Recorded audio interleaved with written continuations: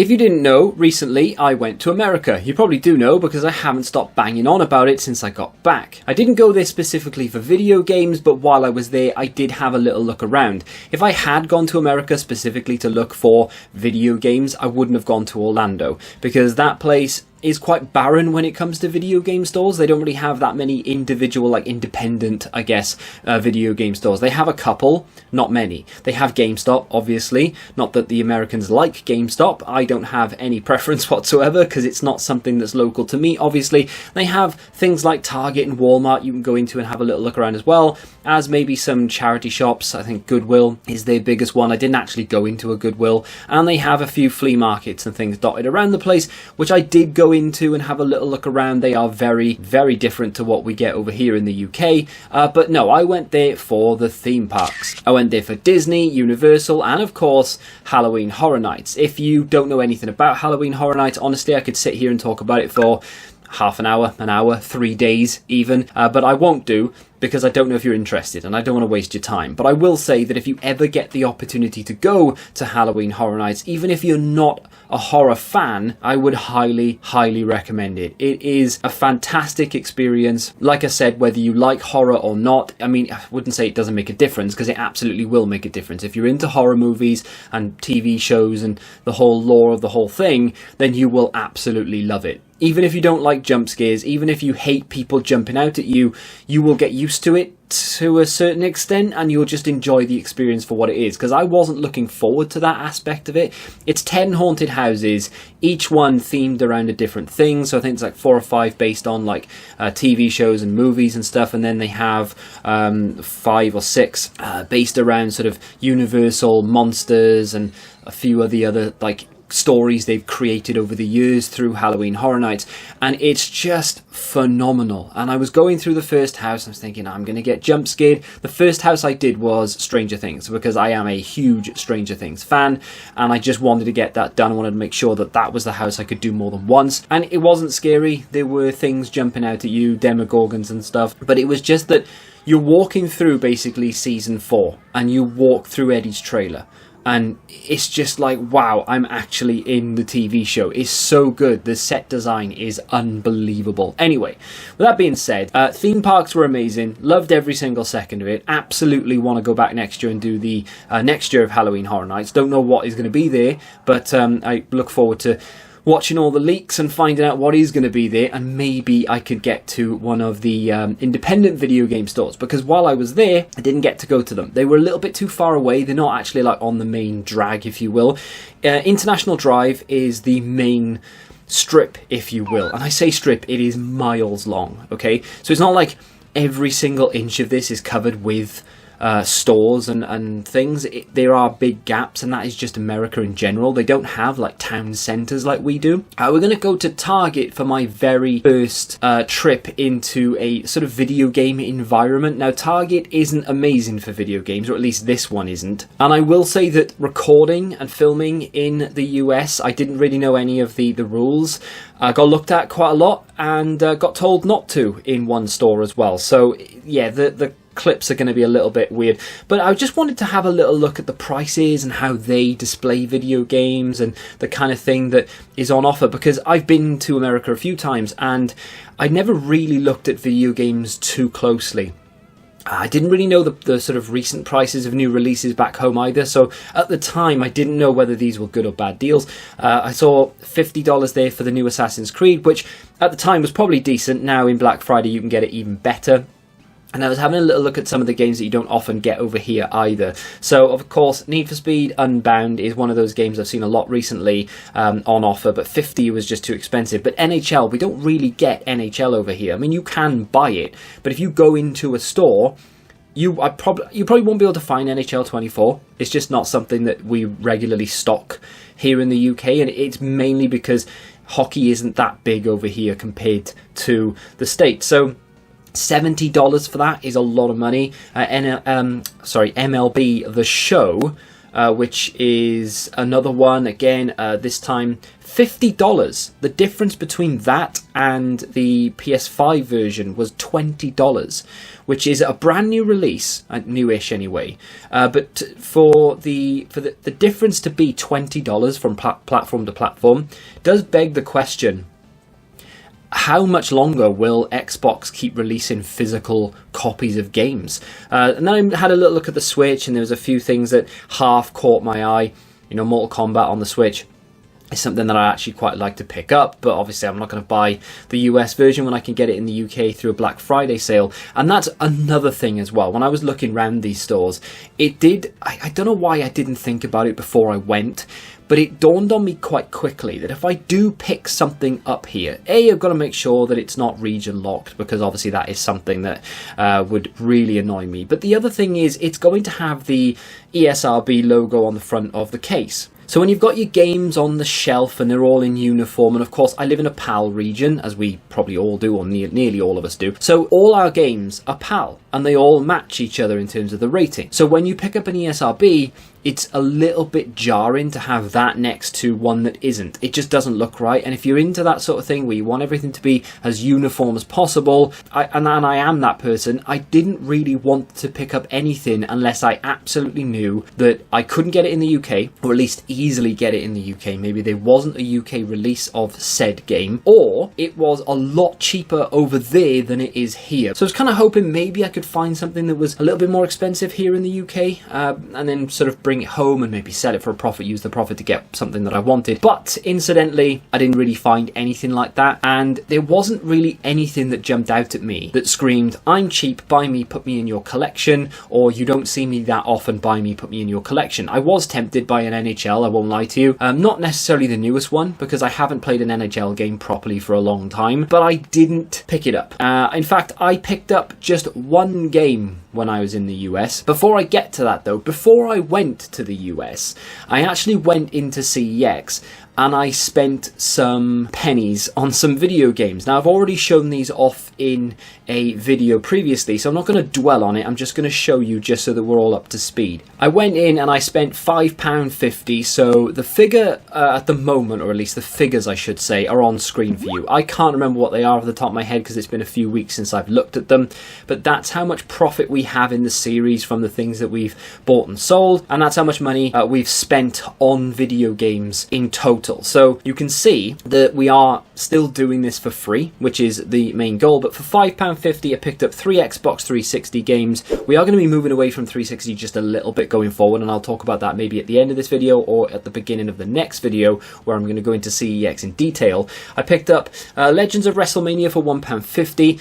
Can't say I was ever a massive fan of that game, if I'm honest, but it's becoming, I don't think I'm actually going to do this, but it is becoming a gotta catch 'em all kind of situation when it comes to the 360. I want to get as many of these games as I possibly can. I've made a little bit more room on the shelf and added another shelf because it is overflowing, but that was £1.50. The next one is going to be Supreme Commander 2. All these are complete and in really good condition. The discs not so much, but the case and artwork and everything are. But £1.50 on that. Didn't really get on with this as a series, if I'm honest, but I do want to give it another go. I do really like RTSs, so that's why I picked that up. And the first of two, not in this instance, but there are two on the 360. Overlord. This was £2.50. This has recently come down in price. I don't know if it's still £2.50 or it's gone back up. I think it was £3.50. And again, case artwork and manual in good condition. Really, really fun game. The art style does remind me a little bit of kind of like a Fable mixed with Viking, I guess. But you are essentially the Overlord and you control your minions. It is a really good game and I had a lot of fun playing that.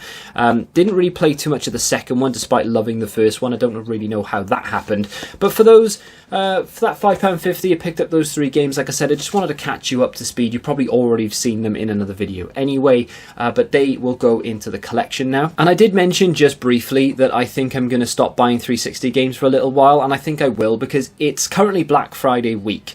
I don't think this happened last year, but everyone started their Black Friday sale a week early. So the Friday just gone, I had just an amount of emails I've never had before, all telling me that their Black Friday sale is now on. And I keep getting these emails. And I have a few things in my basket on Amazon that I may or may not be pulling the trigger on later today, and I will show you in an upcoming video. So rather than going to CEX and spending money on 360 games, this week at least I'm going to be focusing on the newer stuff that I can get in a Black Friday sale. So I will show you that in an upcoming video. Now, when it comes to what did I get in the US, unfortunately I don't have footage of me picking this up because it kind of caught me by surprise. We were going through, I guess it was a flea market to a certain extent. It was very small, and we didn't plan on going there. It kind of just came out of nowhere. It was just, oh, there's a flea market. Should we go in? Yeah, why not? And we went in there. Yeah, it's not a very nice place to go. If you're a local, I'm sure it's absolutely fine, and there's not a problem whatsoever. If you're not a local... It's not local.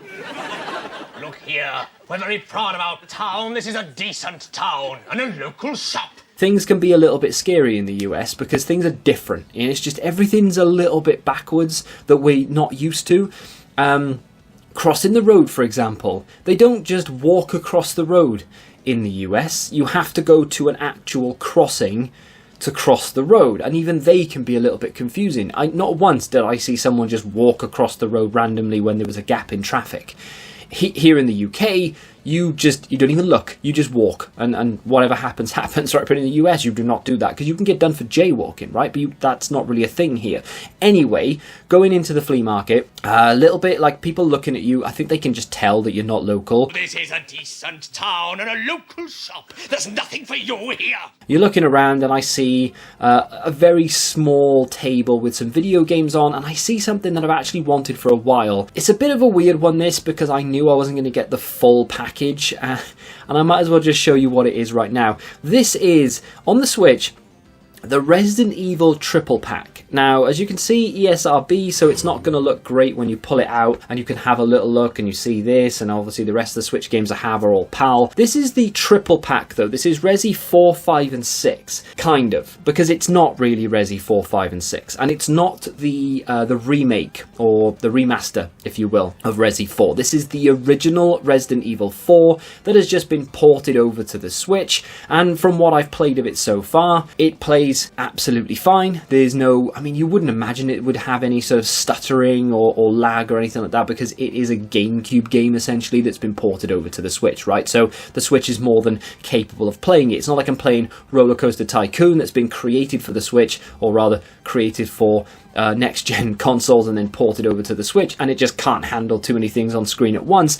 It plays absolutely fine. The problem with this, though, is that Resi 5 and 6 are downloads. This didn't come with those. So even though this is the Resident Evil triple pack, it is quite literally just Resident Evil 4 as a cartridge. Now, the cartridge is in my Switch.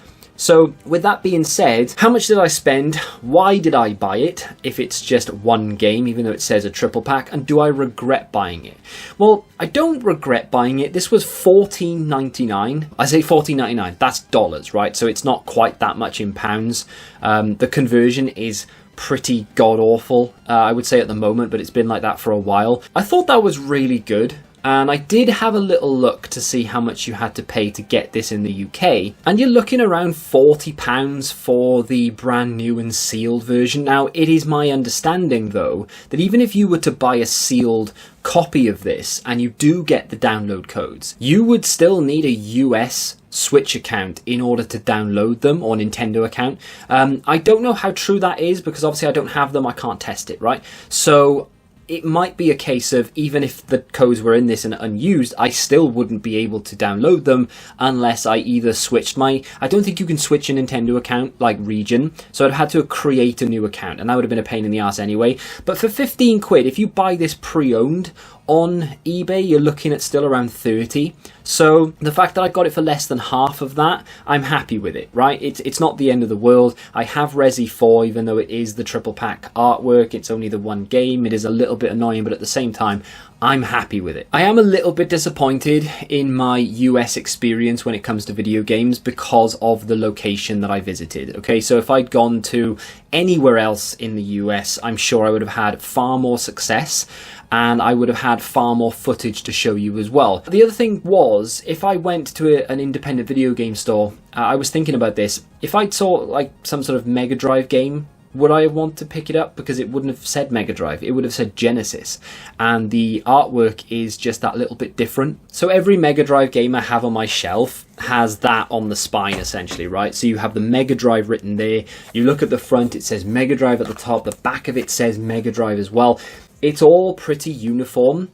And I like that about my Mega Drive collection. Okay, the spines are all different colors. You do have this sort of grid pattern on the majority of them, but some of them are blue and some of them have gone their own way, and EA games are all white because they have to be different. But then I do have a Genesis game, and it's this. Now, it is by the company Tengen, which do tend to sort of move away from the grid and all the other sort of designs that the other Mega Drive games have, but this is a Genesis game, so it's just plonked there on the side randomly, and then on the back it says Genesis, and on the spine it says Genesis. So when it's up against other Mega Drive games, it does annoy me every time I look at it, and I also don't like the spine of it either, but it is what it is, right? I had this really cheap from CEX, and then it went up in price like 2 days later, so I'm not going to complain about it, but at the same time, don't really want Genesis games in my collection if I can help it. Incidentally, that is the only Genesis game I own, and it still bothers me. So yeah, I don't know what I was expecting and what I wanted to get out of this US trip in terms of video games, but that is kind of it in a nutshell. Now, like I said, I could easily have sat here, stood here, whatever, and showed you all footage of Disney and Halloween Horror Nights and Universal and all the rest of it, and I would have had a very good time talking about it. Showed you a little bit at the beginning. I would say if you want to see more, let me know and I'll do a dedicated video about it, but I don't think I'll be doing that. But if you do want to see more, next time I go, because like I said, I am trying to go next year for another Halloween Horror Nights, let me know and I will do my very best to record a lot more of it and give you a much sort of fuller experience. Because even though this channel is essentially dedicated to video games and building a video game collection, I do want to branch out a little bit, and I'm more than happy to show you different things. So when it comes to theme parks and stuff, I'd be more than happy to show you that kind of stuff as well. But the actual video games, I don't just want to show me picking them up. I will be showing you gameplay of them and doing some sort of, you know, retrospect kind of reviews in the future as well. So I'm going to try and branch out just a little bit here or there, but also show you me building the collection. Only the one game from the US to go into it, unfortunately, but at the same time, there was just nothing else there that I really wanted, and I would have been buying it for the sake of it. And it does mean that I can now spend more money through Black Friday. If you've picked anything up so far in Black Friday, let me know in the comments what it is.